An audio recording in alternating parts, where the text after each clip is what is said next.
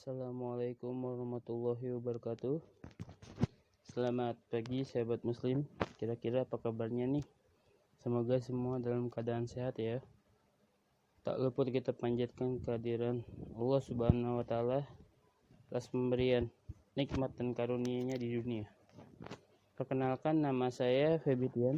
Kali ini saya mau ngebahas tentang tips-tips puasa Ramadan ala Rasulullah.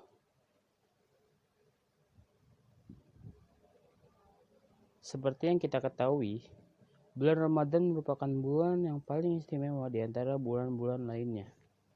Ada beberapa tips puasa Ramadan ala Rasulullah SAW selama bulan Ramadan yang sunnah untuk kita ikuti. Di antaranya adalah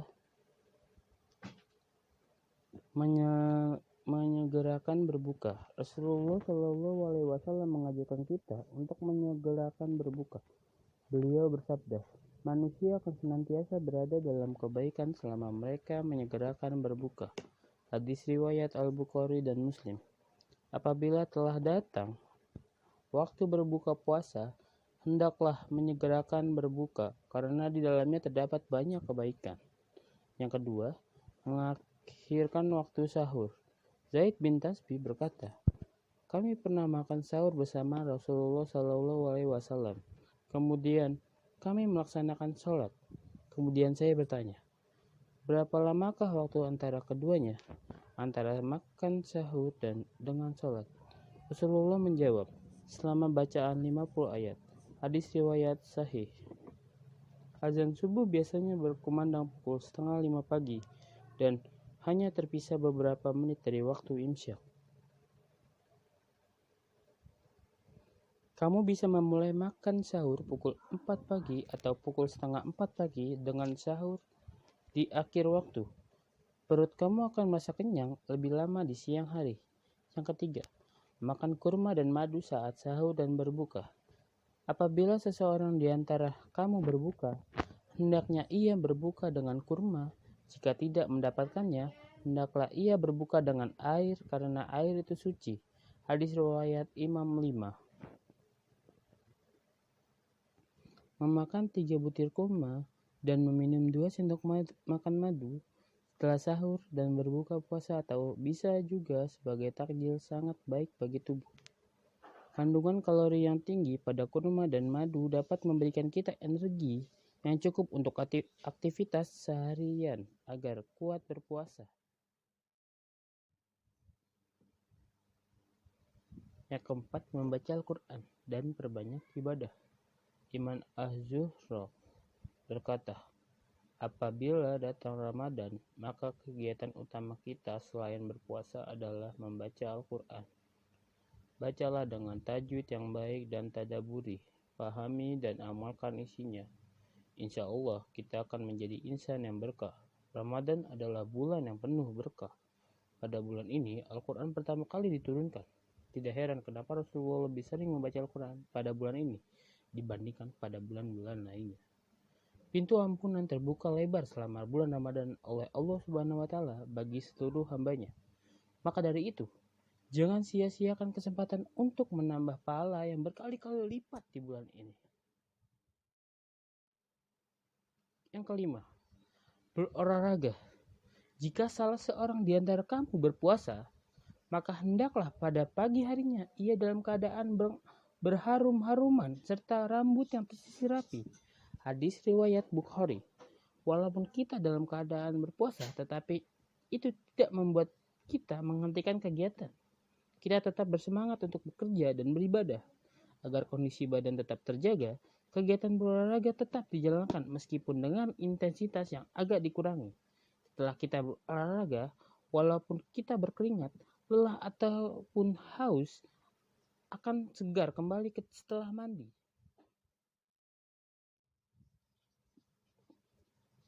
Yang keenam, memberikan makanan berbuka puasa. Barang siapa yang memberikan makanan berbuka pada orang yang berpuasa, maka baginya pahala seperti orang yang berpuasa tersebut tanpa mengurangi sedikit pun pahala orang yang berpuasa itu. Sahih Nasi dan Tazmizi. Di bulan yang mulia ini adalah kesempatan kita untuk berbuat kebaikan. dengan memberikan makan ke tetangga, anak yatim, dan orang-orang yang tidak mampu. Selain berbagi kebahagiaan, itu merupakan amalan-amalan untuk kita di akhirat.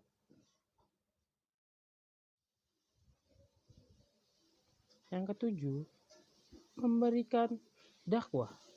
Dan hendaklah ada di antara kamu segolongan umat yang menyeru kepada kebajikan, menyuruh kepada yang ma'ruf, dan mencegah dari orang munkar. Merekalah orang-orang yang beruntung. Surat Al-Imran ayat ke-104. Walaupun hanya satu ayat, sampaikan kebenaran-kebenaran fungsi Al-Quran bagi umat manusia, serta keajaiban Al-Quran di dunia.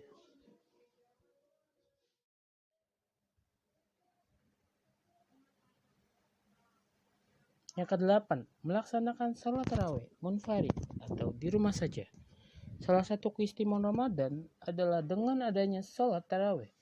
Sholat ini merupakan salah satu sholat sunnah yang hanya ada pada bulan Ramadan. Rasulullah pernah merasa khawatir kalau sholat tarawih dianggap sebagai sholat wajib karena semakin hari semakin banyak yang mengikuti sholat tarawih di masjid. Lalu Rasulullah melakukan sholat tarawih sendiri di rumah.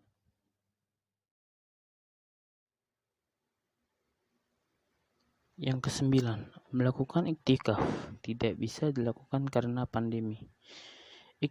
Iktikaf artinya berdiam diri di masjid dengan niat sebagai bentuk iman kita kepada Allah. Salah satu amal yang selalu Rasulullah SAW lakukan selama di bulan Ramadan. Imam Az-Zuhri berkomentar, aneh benar keadaan orang Islam. Mereka meninggalkan iktikaf pada Rasulullah tidak pernah meninggalkannya sejak beliau datang ke Madinah sampai beliau wafat. Yang ke-10, menanti malam Lailatul Qadar. Malam Lailatul Qadar merupakan satu malam yang istimewa pada bulan Ramadan. Malam tersebut merupakan malam yang penuh berkah, malam yang nilainya sama dengan 1000 bulan. Tidak semua orang bisa meraih Lailatul Qadar. Bahkan untuk mendapatkan malam penuh berkah itu, Rasulullah mengajarkan kita sebuah dengan doa. Allahumma innaka afun tuhibul afwa fa'fu anni, yang artinya, ya Allah, Engkaulah pemilik ampunan dan Engkaulah Maha Pemberi ampun. Ampunilah aku.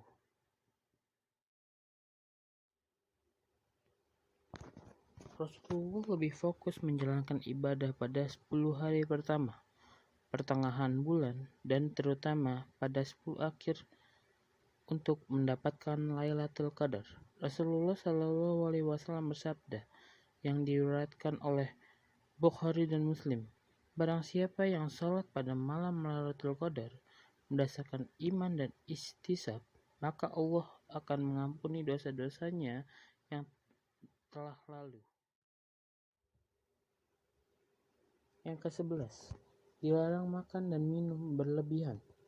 Salah satu trik yang dilakukan oleh banyak orang agar merasa kenyang selama puasa adalah dengan mengkonsumsi banyak makanan saat sahur dan berbuka. Padahal makan terlalu banyak saat sahur juga tidak menjamin kamu kenyang seharian. Selain menimbulkan masalah pencernaan, makan dan minum berlebihan juga sangat dibenci oleh Allah Subhanahu wa Ta'ala. Allah berfirman, wahai anak cucu Adam, pakailah pakaianmu yang bagus pada setiap memasuki masjid dan makan dan minumlah, tetapi jangan berlebihan. Sungguh Allah tidak menyukai orang-orang yang berlebihan. Surat Al-Ra'd ayat ke-31. Yang ke-12, memberi zakat fitrah bagi yang mampu. Sehari sebelum bulan Ramadan berakhir, wajib bagi kita umat muslim yang mampu untuk memberi zakat fitrah sesuai dengan syarat-syarat yang telah ditentukan. Dengan izin Allah Subhanahu wa Ta'ala, dengan mengeluarkan zakat ini kita kembali fitrah. Yang ke-13, tidak boleh melewatkan sahur. sarapan bahkan di saat matahari belum bangun memang tidak selalu mudah untuk dilakukan saking ngantuknya. Tidak jarang kita melewatkan sahur yang berharga hanya agar bisa tidur lebih lama. Padahal sahur adalah hal yang sangat penting.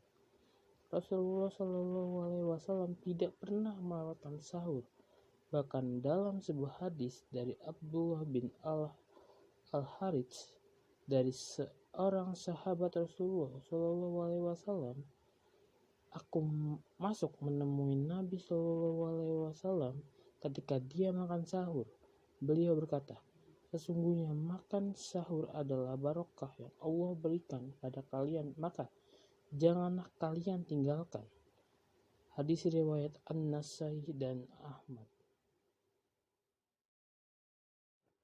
Terima kasih kepada teman-teman muslim yang sudah mendengarkan materi yang saya buat, materi yang saya sampaikan.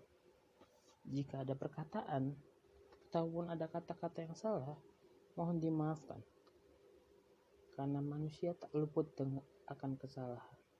Sekian dari saya. Wassalamualaikum warahmatullahi wabarakatuh. Takbir, Allahu Akbar.